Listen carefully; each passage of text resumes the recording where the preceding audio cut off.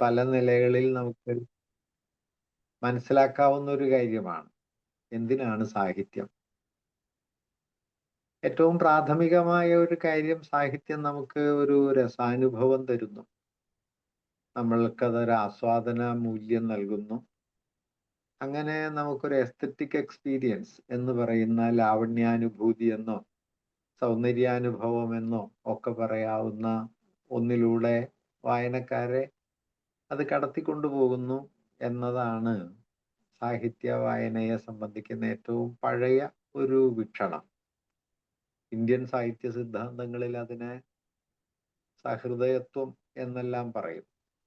ഒരു എഴുത്തുകാരനോ എഴുത്തുകാരിയോ തൻ്റെ രചനയിലൂടെ ആവിഷ്കരിക്കുന്ന അനുഭവത്തെ അതേപടി ഉൾക്കൊള്ളാനുള്ള ഒരു മാനസികമായ ശേഷിയെ, അനുശീലന ക്ഷമതയെ ഒക്കെയാണ് സഹൃദയത്വം എന്ന് പറയുന്നത്.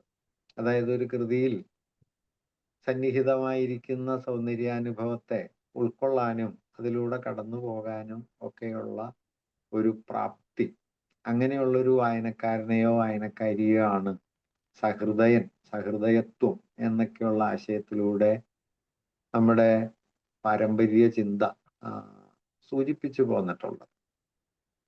എന്നാൽ അത് തെറ്റാണെന്ന് പറയല്ല ഞാൻ. അതെല്ലാം സാഹിത്യത്തെ സംബന്ധിക്കുന്ന അടിസ്ഥാനപരമായ ആശയങ്ങളാണ്. കാരണം സൗന്ദര്യാനുഭവപരമായ അല്ലെങ്കിൽ അനുഭൂതിയുടെ തലത്തിലുള്ള ഒരു വിനിമയമില്ലാതെ ഒരാശയം അവതരിപ്പിക്കുന്നു എന്നതുകൊണ്ടോ ഒരു സവിശേഷമായ വസ്തുത പ്രതിപാദിക്കുന്നു എന്നതുകൊണ്ടോ ഒരു സാഹിത്യകൃതിക്ക് സാഹിത്യമെന്ന മൂല്യം കൈവരില്ല എന്ന് നമുക്കറിയാം.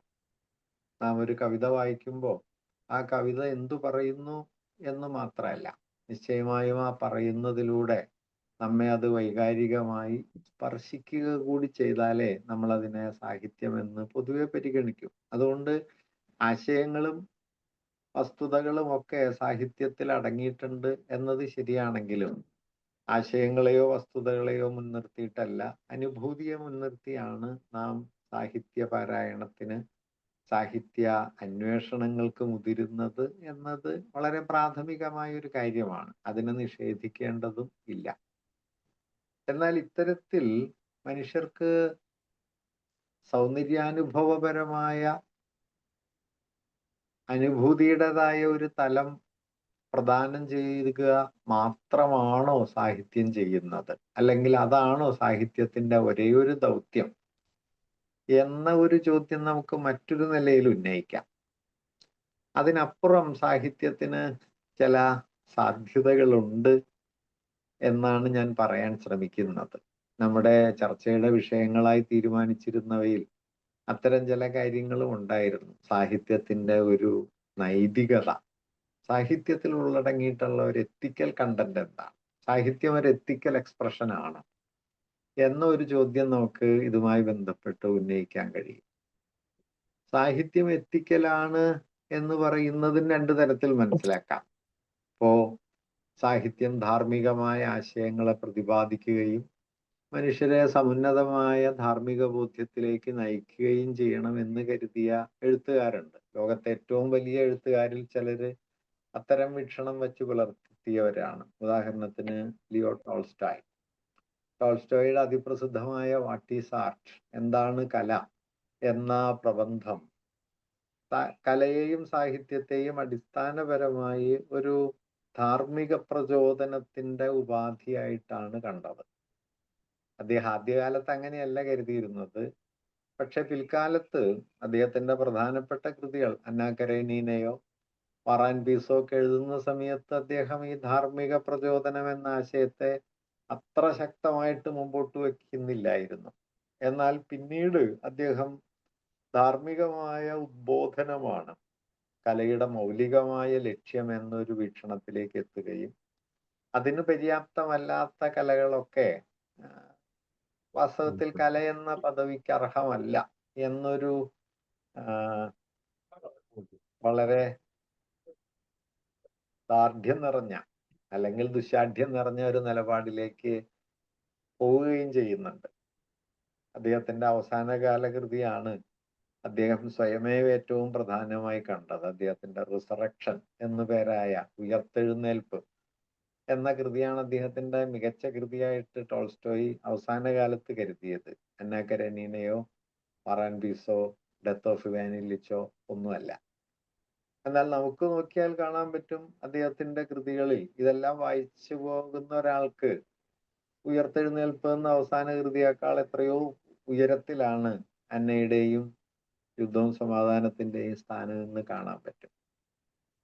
ഇങ്ങനെ സാഹിത്യം ഒരു ധാർമ്മിക വീക്ഷണത്തിന്റെ അവതരണമായിരിക്കണം എന്ന ഒരു കാഴ്ചപ്പാട്, ആ കാഴ്ചപ്പാട് വെച്ച് നോക്കിയാൽ ലോകത്തെ മഹത്തായ സാഹിത്യകൃതികൾ മിക്കവാറും പുറത്തായി പോകും. ദസ്തയേവ്സ്കിയെ പോലെ, ഷേക്സ്പിയറെ പോലെ, അല്ലെങ്കിൽ സർവാൻഡസിനെ പോലെ ഒക്കെയുള്ള എഴുത്തുകളൊന്നും മനുഷ്യരെ ധാർമ്മിക പ്രചോദനത്തിലേക്കല്ല കൊണ്ടുപോകുന്നതെന്ന് അത് വായിച്ചവർക്കറിയാം. ടോൾസ്റ്റോയിയുടെ ഇതേ വീക്ഷണം ഏതാണ്ട് പങ്കുപറ്റിയിരുന്ന ഒരാളാണ് നമ്മുടെ രാഷ്ട്രപിതാവായിട്ടുള്ള മഹാത്മാഗാന്ധി. ഗാന്ധിയും അടിസ്ഥാനപരമായി സാഹിത്യത്തിന്റെ സാമൂഹ്യ ധാർമ്മിക ഉള്ളടക്കത്തെയാണ് ഉയർത്തിപ്പിടിക്കാൻ ശ്രമിച്ചത്. ഇതേ അളവിലല്ലെങ്കിലും കേരളത്തിലെ ആ വാദഗതി ഉയർത്തിയ ഒരാളായിരുന്നു കുട്ടിക്കൃഷ്ണ മാരാർ. മാരാര് സാഹിത്യം അടിസ്ഥാന ധാർമ്മിക മൂല്യങ്ങളെ പ്രചോദിപ്പിക്കുന്നതാകണം എന്ന് കരുതുകയും അതിന് പര്യാപ്തമല്ലാത്ത കലാവസ്തുക്കളെ ഒക്കെ തള്ളിക്കളയുകയും ചെയ്തിട്ടുണ്ട്. കേരളത്തിലെ ഏറ്റവും വലിയ കവിയായ കുഞ്ചൻ നമ്പ്യാരെ, നമ്മുടെ ഭാഷയുടെ ചരിത്രത്തിലെ അതുല്യ പ്രതിഭയായ നമ്പ്യാരെ മാരാര് മിക്കവാറും വളരെ നിശിതമായിട്ട് വിമർശിക്കുന്നുണ്ട്. സംസ്കാര ദൂഷകനായ കവി പരിഷ എന്ന വളരെ പരുഷമായ പ്രയോഗം മാരാര് നമ്പ്യാർക്കെതിരെ നടത്തുന്നുണ്ട്. അതെല്ലാം ഈ അടിസ്ഥാനത്തിലാണ്. അതായത് സാഹിത്യം ഒരു ധാർമ്മിക പ്രചോദനത്തിനുതകണം എന്ന വീക്ഷണം. അങ്ങനെ ഒരു വീക്ഷണം വച്ചു പുലർത്തുന്ന ആളുകളുണ്ട്. പക്ഷെ നമുക്ക്, ഞാൻ നേരത്തെ പറഞ്ഞ പോലെ, ഒറ്റ നോട്ടത്തിൽ മനസ്സിലാവും ലോകത്തെ മഹത്തായ കൃതികളിൽ 90% അങ്ങനെ പ്രത്യക്ഷമായ ഒരു ധാർമ്മിക പ്രചോദനം ഉയർത്തിപ്പിടിക്കുന്ന രചനകളല്ല. ഗൊയ്ഥയുടെ ഡോക്ടർ ഫൗസ്റ്റ് പോലെയോ ഡാന്റെയുടെ ഡിവൈൻ കോമഡി പോലെയോ, എന്തിന് മഹാഭാരതം പോലെ ഒരു കൃതി എടുത്താൽ തന്നെ അന്തിമമായ ഒരു പരമ ദുരന്തത്തിലേക്കാണല്ലോ മഹാഭാരതമോ രാമായണമോ ഒക്കെ ചെന്ന് ചേരുന്നത്. അല്ലാതെ ധാർമ്മികതയുടെ ഒരു വലിയ ആവിഷ്കാരമായിട്ട് മഹാഭാരതത്തെ കാണാൻ പറ്റില്ല. ഒരു കൊടിയ യുദ്ധം, സർവനാശം, അന്തിമമായ തകർച്ച, ഇതെല്ലാമാണ് അതിലുള്ളത്. ലോകത്തെ മഹാഭൂരിപക്ഷം കൃതികളിലും നമുക്കത് കാണാൻ പറ്റും. അപൂർവം ഒരു ചുരുക്കം കൃതികൾ മാത്രമാണ് ഒരു അടിസ്ഥാന ധാർമ്മിക മൂല്യത്തെ ആദർശാത്മകമായി അവതരിപ്പിച്ചുകൊണ്ട് അവസാനിക്കുന്നത്. അപ്പൊ അങ്ങനെ നോക്കിയാൽ സാഹിത്യം എന്നതൊരു ധാർമ്മിക പ്രചോദന വസ്തുവായി മാറണമെന്ന വാദം കലയുടെ ചരിത്രത്തിലും സാഹിത്യത്തിന്റെ ചരിത്രത്തിലും കാര്യമായി വേരുള്ളതല്ല എന്ന് കാണാൻ പറ്റും.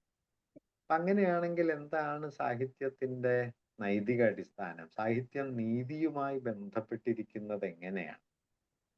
ഞാനിതിന്റെ വിശദാംശങ്ങൾ ആകമാനം പറയുന്നില്ല, ഒരുപാട് സമയം എടുക്കാതെ വളരെ വിസ്തരിച്ച് പ്രതിപാദിക്കേണ്ടതാണ് ഉദാഹരണങ്ങളൊക്കെ വഴി. അതിനുള്ള ഒരു സന്ദർഭം അല്ലാത്തത് കൊണ്ട് ഞാൻ പ്രാഥമികമായി മാത്രം ചില കാര്യങ്ങൾ കൂടി പറഞ്ഞത് അവസാനിപ്പിക്കാം. ഒരു ആശംസ പോലെ എന്നാണ് എന്നോട് പറഞ്ഞത്. കേവലമായൊരു ആശംസയേക്കാൾ നമ്മുടെ വിഷയവുമായി ബന്ധിപ്പിച്ച് ചില കാര്യങ്ങൾ കൂടി പറഞ്ഞ് അവസാനിപ്പിക്കുക എന്നുള്ളത് കൊണ്ടാണ് ഇങ്ങനെ ഒരു സംഭാഷണത്തിന് ഞാൻ മുതിരുന്നത്. അപ്പൊ അങ്ങനെ നോക്കിയാൽ എന്താണ് സാഹിത്യത്തിന് കൈവരാവുന്ന ഒരു എത്തിക്കൽ കണ്ടന്റ്, അല്ലെങ്കിൽ സാഹിത്യം ഒരു എത്തിക്കൽ എക്സ്പ്രഷനായി തീരുന്നത് എവിടെ വെച്ചാണ്? ഞാൻ ആദ്യം പറഞ്ഞത് സാഹിത്യത്തെ ഒരു തീമാറ്റിക്കലി എത്തിക്കലായി കാണുന്ന ഒരു ഏർപ്പാടാണ്. സാഹിത്യത്തെ ഒരു തീമാറ്റിക്കലി എത്തിക്കൽ എന്ന നിലയിൽ കാണുന്നതിനെ കുറിച്ചാണ് ഞാൻ ടോൾസ്റ്റോയിയെ മുൻനിർത്തിയും ഗാന്ധിയെ മുൻനിർത്തിയും ഒക്കെ പറഞ്ഞത്. ഇതിൽ നിന്ന് വ്യത്യസ്തമായ മറ്റൊരു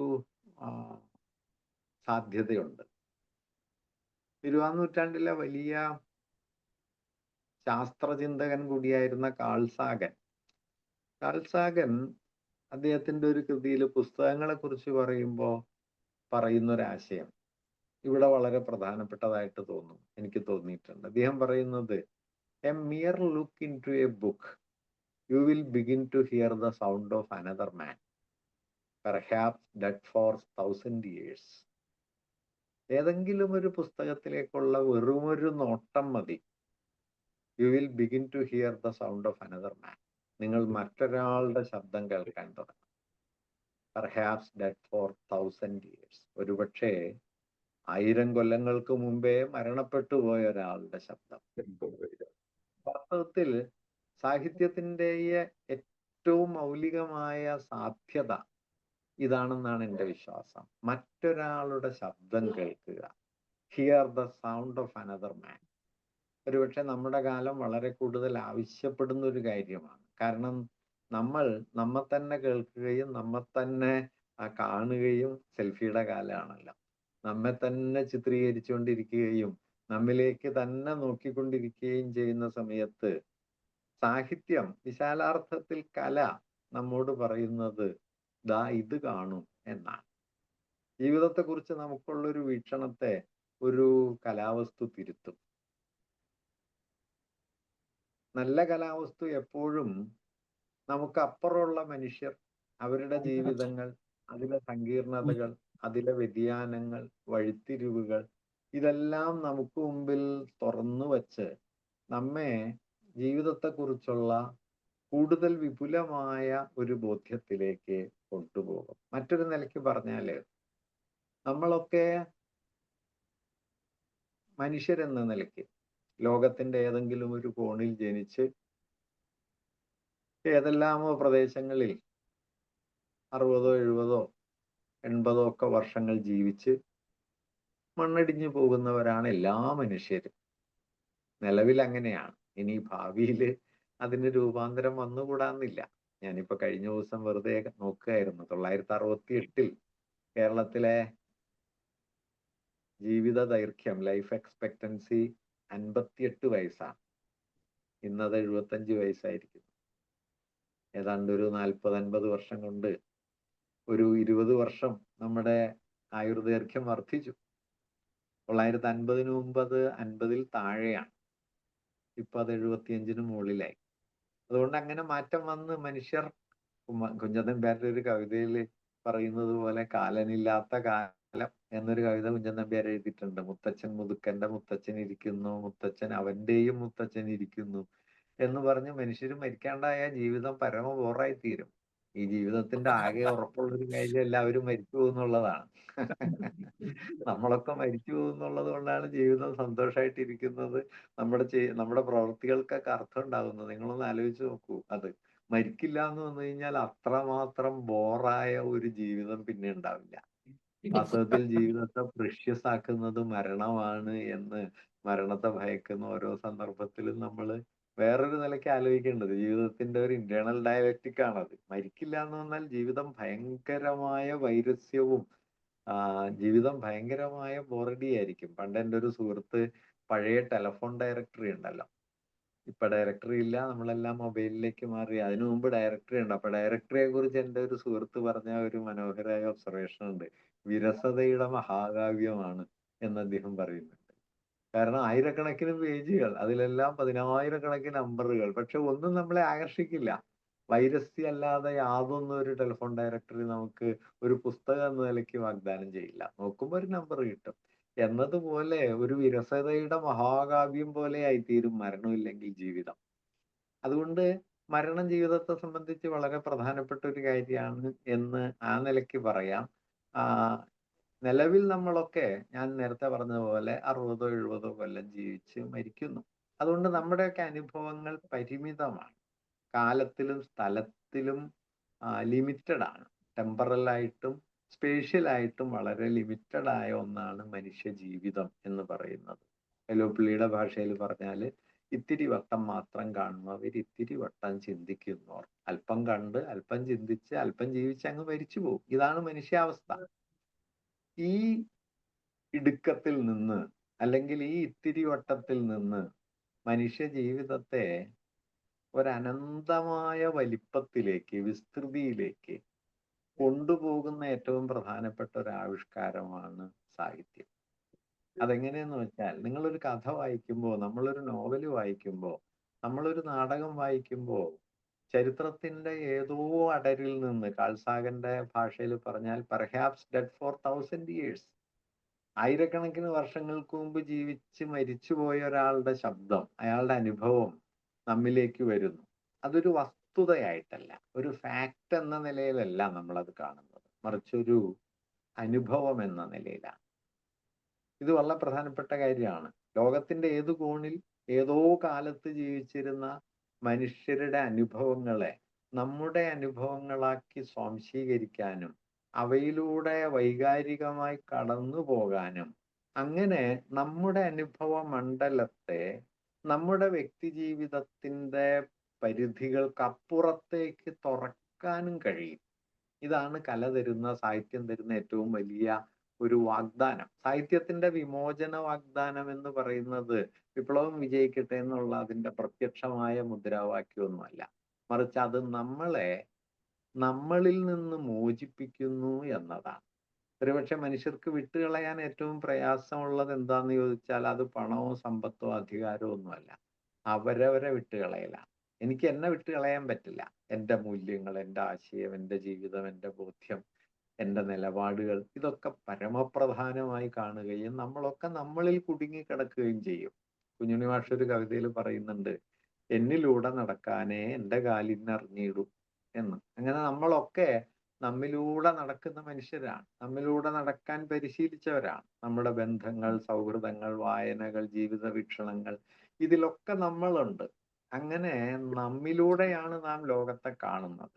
അങ്ങനെ നമ്മിലൂടെ ലോകത്തെ കണ്ട് നമ്മളെ ലോകത്തിന്റെ ഒരു കേന്ദ്രമായി മനസ്സിലാക്കി ആണ് മനുഷ്യരൊക്കെ ജീവിക്കുന്നത്. കുഞ്ഞുണ്ണി മാഷ് തന്നെ വേറൊരു കവിതയിൽ അദ്ദേഹം പറയുന്നുണ്ട്, ഈ ഞാൻ ഇങ്ങനെ ഇല്ലാണ്ടായാൽ ഈ ബ്രഹ്മാണ്ടവും ഇല്ലാണ്ടാകും അമ്പട ഞാനേ എന്ന് പറയുന്നു. ഇത് മനുഷ്യാവസ്ഥയുടെ ഒരു അടിസ്ഥാന സ്വഭാവമാണ്. അത് തെറ്റുമല്ല കേട്ടോ. നിങ്ങളില്ലെങ്കിൽ നിങ്ങൾക്ക് ലോകമില്ല.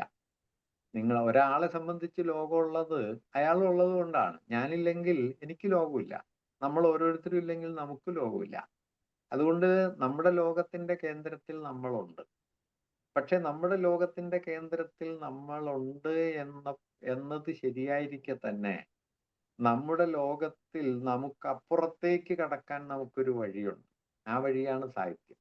വേറൊരാളുടെ ദുഃഖം, വേറൊരാളുടെ സന്തോഷം, വേറൊരാളുടെ വിഷാദം, സഹസ്രാബ്ദങ്ങൾക്ക് മുമ്പ് ജീവിച്ചു മരിച്ചുപോയ മനുഷ്യരുടെ ആഹ്ലാദ വിഷാദങ്ങൾ, അനുഭവങ്ങൾ, അതിലെ വൈരുദ്ധ്യങ്ങൾ, ഇതിലൂടെയൊക്കെ നമ്മൾ കൂടി കടന്നു പോകുന്നു എന്നതാണ് സാഹിത്യം തരുന്ന ഏറ്റവും വലിയ സാധ്യതകളിലൊന്ന്. അങ്ങനെ നമ്മളെ ഓരോ വ്യക്തിയെയും അയാളുടെ വ്യക്തിപരമായ അനുഭവ സീമയിൽ നിന്ന് പുറത്തു കൊണ്ടുവന്ന് മനുഷ്യവംശത്തോളം വലിയ ഒരനുഭവ ലോകത്തിലേക്ക് കൂട്ടിക്കൊണ്ടുപോകാൻ സാഹിത്യത്തിന് കഴിയും. അതാണ് ഇപ്പോ മഹാഭാരതം എന്താണ് അന്തിമമായി നമ്മോട് പറയുന്നത്? എല്ലാ വിജയങ്ങളും നിരർത്ഥകമായി തീരും, എല്ലാ വിജയങ്ങളും നിരർത്ഥകമായി തീരും എന്നുകൂടി പറഞ്ഞിട്ടാണ് നമ്മൾ പക്ഷേ പാണ്ഡവര് യുദ്ധം ജയിച്ചു എന്ന് പറഞ്ഞ് മിക്കവാറും അത് അവസാനിപ്പിക്കും. പാണ്ഡവര് യുദ്ധം ജയിച്ചു എന്നുള്ളത് ശരിയാണെങ്കിലും അവസാനം എത്തുമ്പോ എന്താ പറയാ, എല്ലാ വിജയങ്ങളും നിലം പൊത്തുന്ന,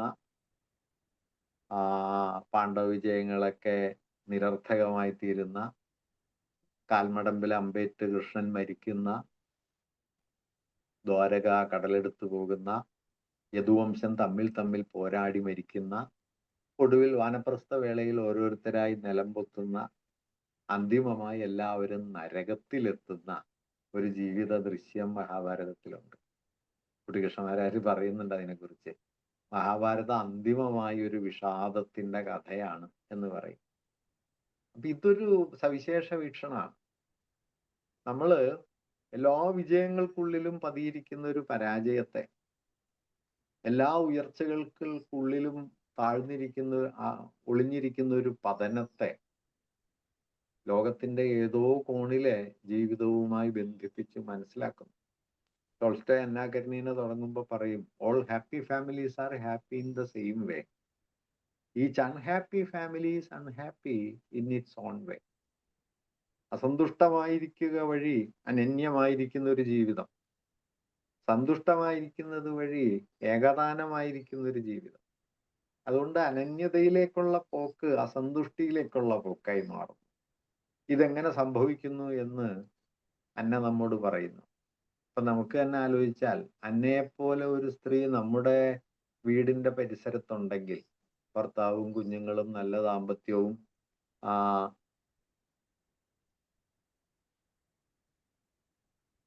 ഒക്കെ ഉണ്ടായിരിക്കുകയും വിടനായ ഒരു കാമുകനെ തേടി വീട് വിട്ടിറങ്ങുകയും അവസാനം ഒരു റെയിൽപാളത്തിൽ തലതല്ലി മരിക്കുകയും ചെയ്ത ഒരു സ്ത്രീ നമ്മുടെ ജീവിതത്തിന്റെ നമ്മുടെ തൊട്ടടുത്തുണ്ടെങ്കിൽ നമ്മൾ ആ സ്ത്രീയെ മാനിക്കാൻ താരതമ്യേന പ്രയാസമാണ്.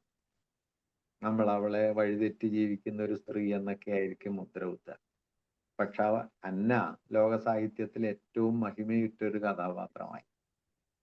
ഇത് കലയുടെ സവിശേഷമായ ഒരു സാധ്യതയാണ്. അതായത് നമ്മുടെ വ്യക്തിപരമായ അനുഭവ സീമകളിൽ ഒരുപക്ഷെ നാം ഉൾക്കൊള്ളാത്തതോ കളയാൻ സാധ്യതയുള്ളതോ ആയ കാര്യങ്ങളെപ്പോലും നമ്മുടെ അനുഭവത്തിന്റെ അനുഭൂതിയുടെ ഭാഗമാക്കിക്കൊണ്ട് നമ്മുടെ ജീവിതത്തെ കൂടുതൽ വ്യാപ്തിയുള്ള, കൂടുതൽ തുറസ്സുള്ള, മറ്റുള്ളവരിലേക്ക് കൂടുതൽ കൂടുതൽ ഉന്മുഖമായിരിക്കുന്ന ഒന്നായിട്ട് അത് മാറ്റി തീർക്കും. ഞാൻ ചുരുക്കാണ്, എന്താണ് നീതി എന്ന ആശയം? ഏറ്റവും ലളിതമായിട്ട് പറഞ്ഞാൽ നീതി എന്ന ആശയത്തിന്റെ ഒരു കാതൽ ഒറ്റ വാക്യമാണ്. അത് കൺസേൺ ഫോർ ദ അതർ എന്നതാണ്. അപരത്തെക്കുറിച്ചുള്ള കരുതലാണ്. നാരായണ ഗുരുവിന്റെ ഭാഷയിൽ പറഞ്ഞാൽ അപരപ്രിയ ഹേതുത്വം. അപരപ്രിയം, ആത്മപ്രിയ അല്ല, അപരപ്രിയം.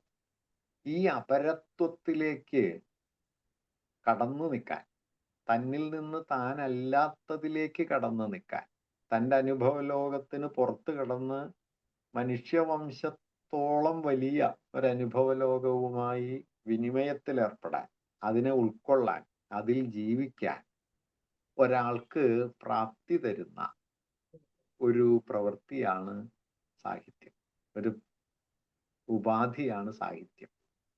അങ്ങനെ വരുമ്പോ നമ്മുടെ ജീവിതം നമ്മുടെ അനുഭവത്തിന് പുറത്ത് കിടക്കും.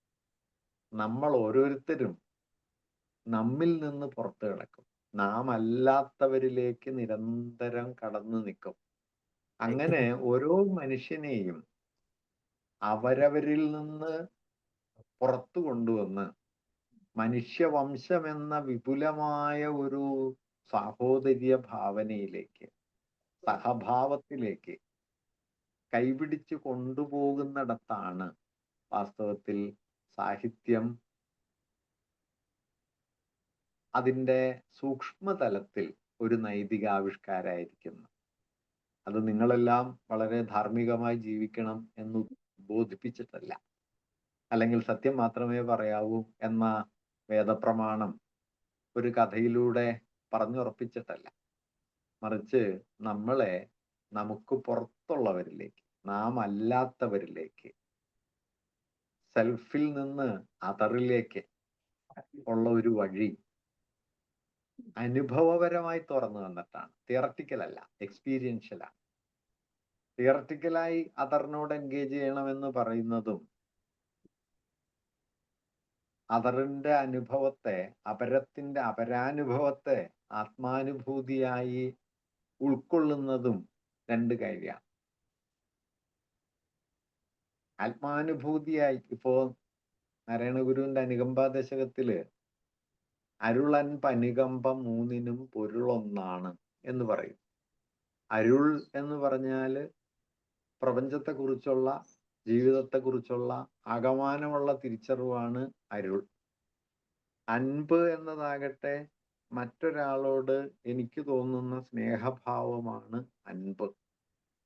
അനുകമ്പ എന്നത് മറ്റൊരാളുടെ ദുഃഖം എൻ്റെ ദുഃഖമായി അനുഭവിക്കാനുള്ള ശേഷിയാണ് അനുകമ്പ. ഇത് മൂന്നും ഒന്നാണ് എന്ന് പറയുന്നെങ്കിലും ഗുരു ആ കവിതയ്ക്ക് പേരിട്ടേക്കുന്നത് അനുകമ്പാ ദശകം എന്നാണ്. എന്തുകൊണ്ടാണ് അനുകമ്പാ ദശകം? ആ മൂന്ന് ഘടകങ്ങളെ ഒന്ന് സൂക്ഷിച്ചു നോക്കിയാൽ കല മൂന്നാമത്തതാണെന്ന് പറയാം.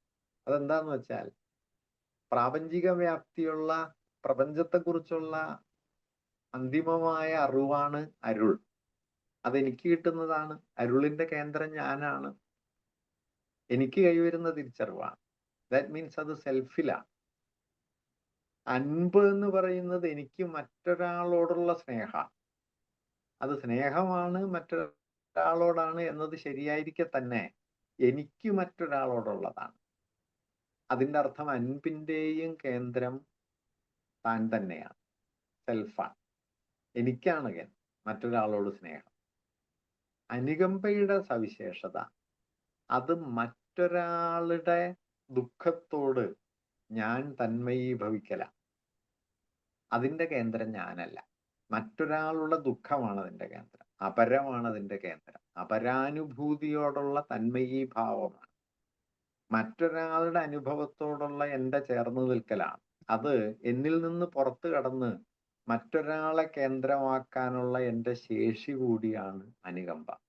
അതുകൊണ്ടാണ് ഒരു പീഡ എറുമ്പിനും വരുത്തരുതെന്ന് അനുകമ്പ എന്ന് ഗുരു തുടങ്ങുന്നത്. അനുകമ്പ അല്ലാതെ ഔദാര്യ ബുദ്ധിയല്ല. അല്ലെങ്കിൽ നമ്മുടെ ഒരു എന്താ പറയാ, ഒരു മറ്റൊരാളോട് നമ്മൾ കാണിക്കുന്ന മുകളിൽ നിന്ന് താഴേക്കുള്ള ഒരു നമ്മൾ 10 റുപ്യ ദാനം കൊടുക്കുന്നത് പോലുള്ള ഒരു ഏർപ്പാടൊന്നുമല്ല. മറിച്ച് നമ്മിൽ നിന്ന് നമ്മളല്ലാത്തതിലേക്കുള്ള ഒരു കടന്നു നിൽക്കലാണ്, നമ്മിൽ നിന്നുള്ള മോചനമാണ്, നാം അല്ലാത്തതിൽ നമ്മുടെ അനുഭവത്തെ പ്രതിഷ്ഠിക്കാനുള്ള കെൽപ്പാണ്. അതാണ് അനുകമ്പ. അതുകൊണ്ടാണ് ഗുരു അതിനെ അപരപ്രിയത്വത്തിന്റെ ഏറ്റവും പ്രധാനപ്പെട്ട ആവിഷ്കാരമായിട്ട് അനുകമ്പയെ ആവിഷ്കരിച്ചത്. ഇത് കലയിൽ കൈവരുന്ന ഒരു സ്ഥാനമാണ് ഞാൻ ഈ പറഞ്ഞത്. അതുകൊണ്ട് സാഹിത്യത്തിന്റെ ഏറ്റവും ഉയർന്ന തലത്തിൽ സാഹിത്യം ഒരു എത്തിക്കൽ എക്സ്പ്രഷനാണ്. ആ എത്തിക്കൽ എക്സ്പ്രഷൻ ആകുന്നത് അത് നീതിയുടെ ഏറ്റവും ഉയർന്ന ഒരു പ്രതലത്തെ വാഗ്ദാനം ചെയ്യുന്നു എന്നതുകൊണ്ടാണ്. ഒരു വാക്യം കൂടി പറഞ്ഞ് ഞാൻ അവസാനിപ്പിക്കാം. ഏറ്റവും ഉന്നതമായ സാഹിത്യാനുഭൂതി ഏറ്റവും ഉന്നതമായ ആത്മീയാനുഭൂതി പോലെയും ഏറ്റവും ഉന്നതമായ രാഷ്ട്രീയാനുഭൂതി പോലെയും അടിസ്ഥാനപരമായി ഒരൊറ്റ മൂല്യത്തിലേക്ക് എത്തിച്ചേരുന്നു. അത് നീതി എന്ന മൂല്യമാണ്. അതിൻ്റെ കാതൽ അപരത്തെക്കുറിച്ചുള്ള കരുതലാണ്, കൺസേൺ ഫോർ ദ അതർ. അതുകൊണ്ട് നമ്മുടെയൊക്കെ സാഹിത്യ പരിശ്രമങ്ങൾ വ്യക്തിഗതമായ ആസ്വാദനത്തിൻ്റെയും രസാനുഭവത്തിൻ്റെയും സൗന്ദര്യാനുഭൂതിയുടെയും ഒക്കെ ലോകമായിരിക്കെ തന്നെ അത് വിപുലമായ അർത്ഥത്തിൽ മാനുഷികതയെ കുറെ കൂടി മഹിമയുള്ളതാക്കി നീതിപൂർണമാക്കി മാറ്റുന്ന ഒരു പ്രവർത്തനമാണ്. മനുഷ്യർക്ക് സാഹിത്യം ആവശ്യമായിരിക്കുന്നത്, കല ആവശ്യമായിരിക്കുന്നത് ഈ നിലയിൽ കൂടിയാണ്. അത്തരം ഒരു കലാപ്രവർത്തനത്തെ, സാഹിതീയ പ്രവർത്തനങ്ങളെ ആസൂത്രണം ചെയ്യാനും അതിനെ ശക്തിപ്പെടുത്താനും അതിനുവേണ്ടി നിലകൊള്ളാനും കഴിഞ്ഞ 2 പതിറ്റാണ്ടോളമായി പ്രവർത്തിച്ചു പോരുന്ന ഒരു കൂട്ടായ്മയാണ്. പ്രത്യേകിച്ചും പ്രയാസകരമായ ജീവിത പരിസരങ്ങളിൽ മലയാളത്തിന്റെ സാഹിത്യ ഭാവുകത്വത്തെ മുൻനിർത്തി പ്രവർത്തിക്കുന്ന കൂട്ടായ്മയാണ് ലാന എന്ന് ഞാൻ മനസ്സിലാക്കുന്നു. ലാനയുടെ പ്രവർത്തനങ്ങൾക്കും അതിൻ്റെ വാർഷികത്തിനുമൊക്കെ എൻ്റെ എല്ലാ തരത്തിലുള്ള ഹൃദയപൂർണമായ സ്നേഹാശംസകൾ അറിയിക്കുന്നു. എനിക്ക് എത്തിച്ചേരാൻ പറ്റാത്തതിലുള്ള എൻ്റെ കൂടി ദുഃഖം, പ്രയാസം നിങ്ങളോട് അറിയിച്ചുകൊണ്ട് എപ്പോഴെങ്കിലും നിങ്ങളെ നേരിട്ട് കാണാൻ, സംസാരിക്കാൻ കഴിയുമെന്ന പ്രത്യാശ പങ്കുവെച്ചുകൊണ്ട് നിങ്ങൾക്ക് എല്ലാ ആശംസകളും നേരുന്നു. ഞാൻ അവസാനിപ്പിക്കുകയും ചെയ്യുന്നു. നമസ്കാരം. Thank you അരുണം. ചുരുക്കിയ സമയത്തിൽ തന്നെ സംസാരിച്ചതിന് ഞങ്ങളുടെ മറ്റു ചടങ്ങുകളിലേക്ക് കടക്കുകയാണ്. ഞാൻ ഇത് കഴിഞ്ഞിട്ട് പിന്നീട് വിളിക്കുകയും ചെയ്യാം. Thank you very much.